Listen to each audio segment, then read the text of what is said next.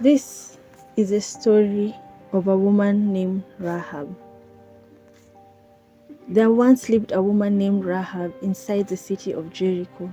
She worked as a prostitute. Her house was located on the city wall of Jericho. The whole of Jericho had big walls all around its borders that kept its citizens safe from intruders. One day, Joshua, the son of Nun, sent in 2 spies into Jericho. Their mission was to spy on the city and report back to him so that they could make strategies to invade the city. This is how the story of Rahab, the prostitute who saved others, began. Rahab is a woman mentioned in the genealogy of Jesus. In the book of Matthew chapter 1 verses 1, which is about the lineage of Jesus, it says, the book of the genealogy of Jesus Christ, the son of David, the son of Abraham. When we move to Matthew chapter 1 from verse 5, it then says, and Salmon begat Boaz of Rahab. This is now listing people who are in the genealogy of Jesus Christ. So we see that Rahab has been mentioned in the genealogy of Jesus. Let's go back to her story according to the Bible. From Joshua chapter 2 from verse 1 to 24. This story begins in the background of how the 2 spies got inside the city of Jericho. Let us read Joshua chapter 2 from verse 1 to 24. It says, and Joshua the son of Nun sent out Shittim 2 men to spy secretly, saying, go view the land, even Jericho. And they went and came into a harlot's house named Rahab, and lodged there. And it was told the king of Jericho, saying, behold, there came men in here tonight of the children of Israel to search out the country. And the king of Jericho sent unto Rahab, saying, bring forth the men that are come to you, who are entered into your house, for they are come to search out all the country. Until there we realize that the spies have already entered the city, and word has been made to the king that there are spies from Israel inside the city and that they are hiding inside the house of Rahab. We continue in verses 4 and it says, and the woman, this is now Rahab, took the 2 men and hid them, and said, thus there came men unto me, but I know not from where they were. And it came to pass about the time of shutting the gate, when it was dark, that the men went out. Where the men went I know not. Pursue after them quickly, for you shall overtake them. Here Rahab has now told the soldiers that yes, there were men who came into her house, but they left, and she doesn't know which direction they went. Verse 6 says, but she had brought them up to the roof of the house, and hid them with other stalks of flax, which she had laid in order upon the roof. So here Rahab had hidden the spies under the flax on top of her roof.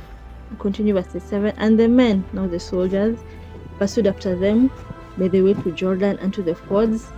And as soon as they who pursued after them were gone out, they shut the gate. So the soldiers went outside the gate, thinking that they're going to find the spies.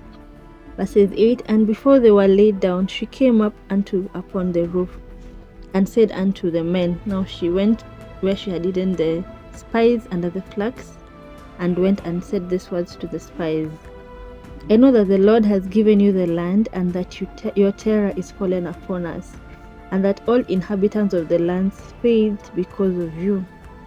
For we have heard how the Lord dried up the waters of the Red Sea for you when you came out of Egypt, and what you did unto the 2 kings of Amorites that were on the other side of Jordan, Sihon and Og, whom you utterly destroyed. And as soon as we had heard these things, our hearts did melt, neither did there remain any more courage in any man because of you. For the Lord your God, he is God in heaven above and in earth beneath. So now she expressed that she feared God, and she revered the God of Israelites for the miracles that he had done for them. We continue.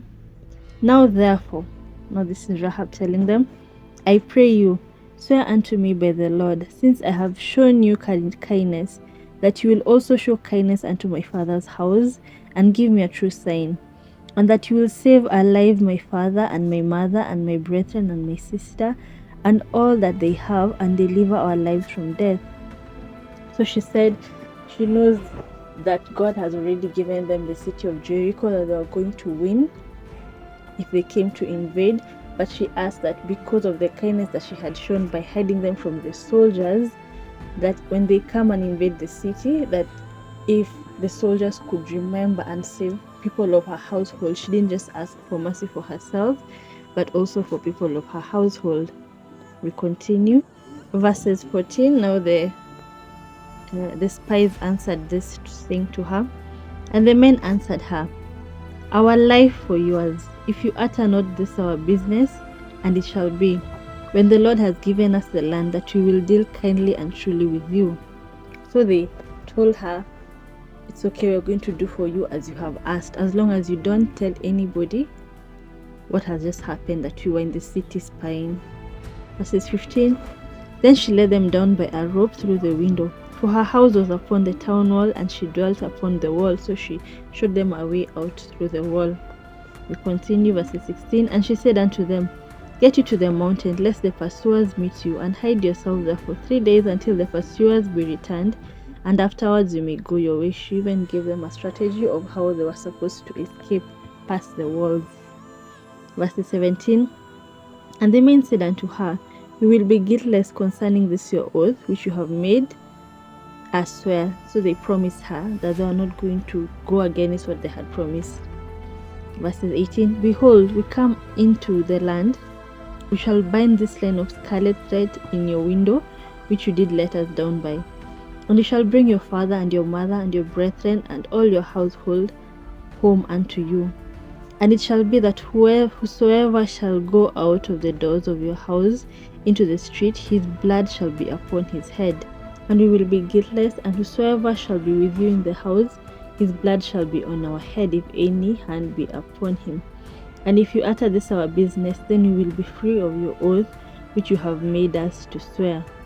So they told her, this is the plan now. When we come into the city, on the day we are going to come and invade the city, this window which you have let us out by, you're going to hang a red rope on it, like a scarlet. Scarlet is like a deep red color. So they told her, when you'll be invading, in this same window that we have passed by, you hang a red rope and bring everyone that you care about inside the house.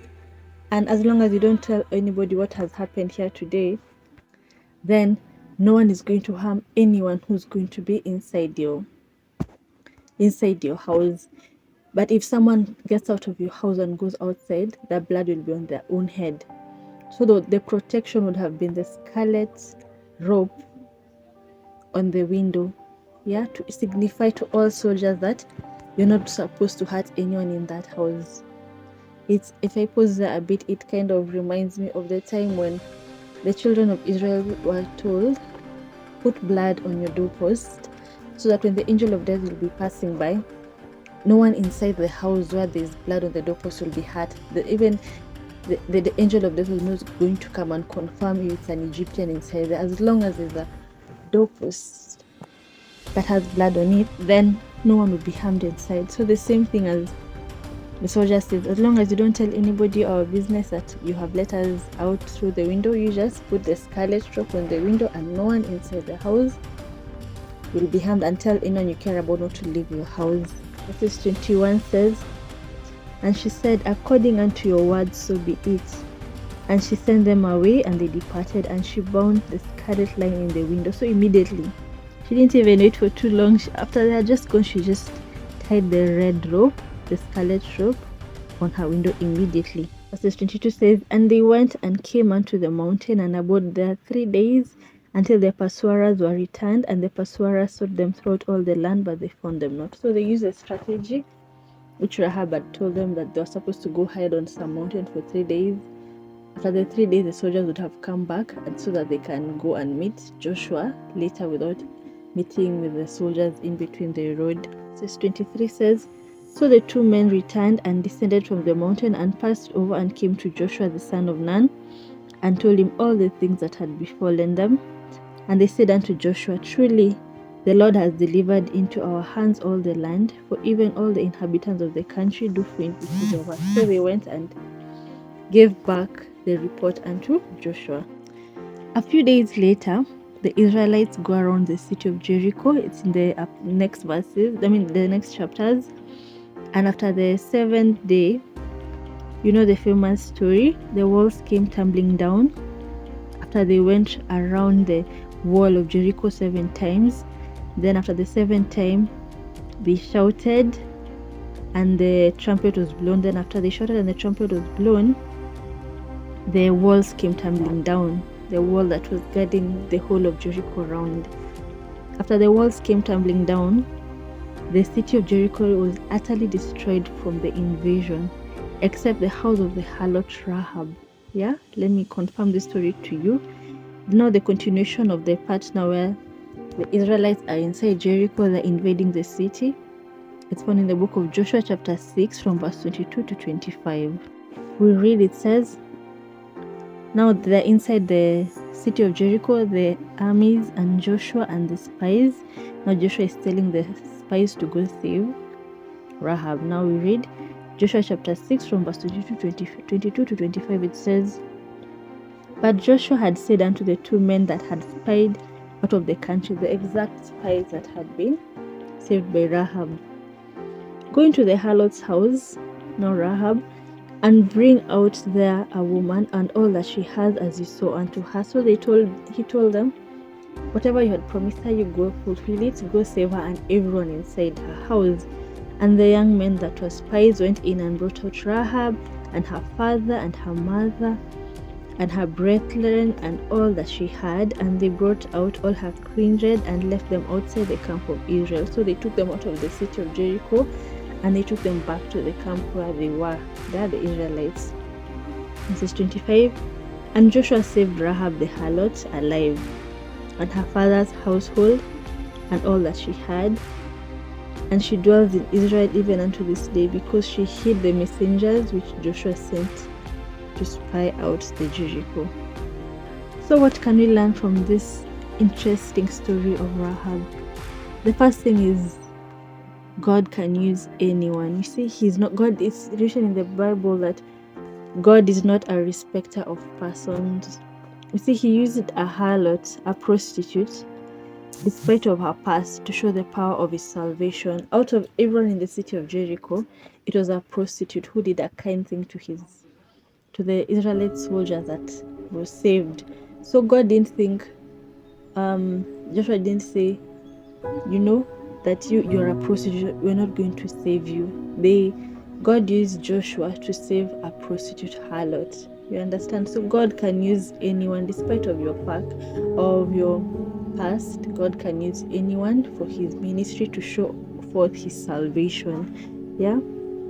The second thing we learn is that Rahab feared God and had faith that she could be saved by that faithful Almighty God. Do you remember when she told the spies that, I know your God is great, I have heard what he has done for you when you're crossing over the Red Sea, and I know that this city of Jericho is already in your hands because you're already here. Remember Rahab also saying, if you can, please remember to save me. So she had faith that if she can ask of that thing, she could ask for the salvation of her family, that they would be saved. Yet she also had faith in God. Ideally, she feared God. I also learned the principle of ask and it shall be given to you. Imagine if she had just let them out to go and she didn't ask for the salvation of anyone. Maybe she could have just asked for her to be saved, but she thought about her family, her mother, her kindred, and she included them in the request for their salvation. And because of what she had asked, her whole family ended up being saved. So I also learned the importance of intercession. In that moment, Rahab interceded for her whole household, and they were saved because of her request. So I also learned the power of intercession. Do not just think about yourself when you're doing something. Always remember to intercede, especially for your family and your loved ones, because when you ask and you shall receive, if you intercede for someone else, you will receive a greater reward. Like her, she wasn't just saved by herself. She didn't have to mourn the loss of her family because they were all saved. I also learned that Rahab was very brave. Imagine hiding spies. The spies come from a very mighty army, and it could have been easy for her to just sell them out to the soldiers of Jericho to save her life because she feared them, she feared their God. But she was brave enough to hide them and even lie that they had already left. So she was a very brave woman. But due to her action, you see, the story ends in Joshua chapter 6 from verse 25, and it says, "And Joshua saved Rahab the harlot alive, and her father's household and all that she had.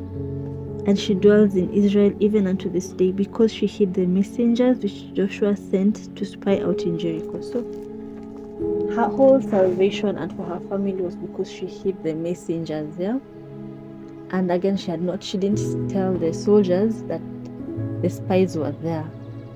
That small act of faith. Now,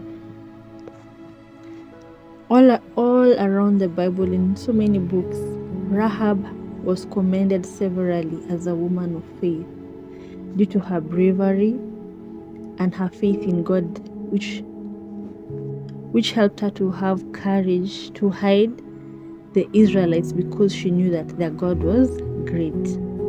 For example, let us read the book of Hebrews chapter 11 from verses 31. It says, "By faith the harlot Rahab perished not with them that believed not, when she had received the spies with peace."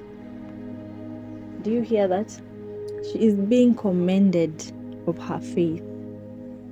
Hebrew tells us in this verse that her faith gave her the courage to hide the spies. You understand? So she has been commended in Hebrews chapter 11 from verse 31. And the whole of Hebrews chapter 11 is a book mentioning a list of people who are considered as people of great faith. Also in the book of James chapter 2 from verse 20, it says, "But will you know, O vain man, that faith without works is dead?"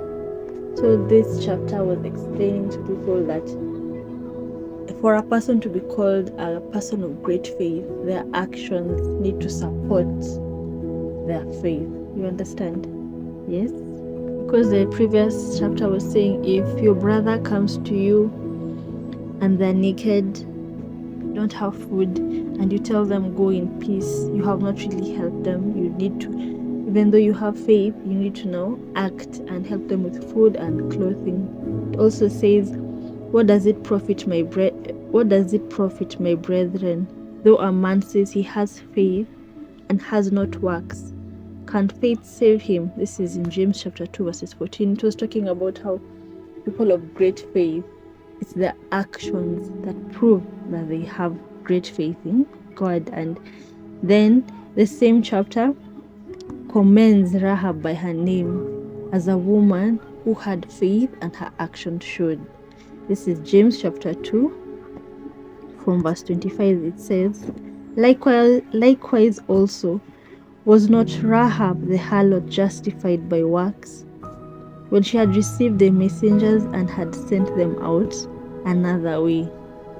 It's reminding us that the only reason that Rahab the harlot was saved is that her faith made her hide the spies and send them out into the city without telling the soldiers that they were there. And this act of faith brought her salvation out until in Matthew chapter 1, very few women are mentioned in the genealogy or the lineage of Jesus except Rahab.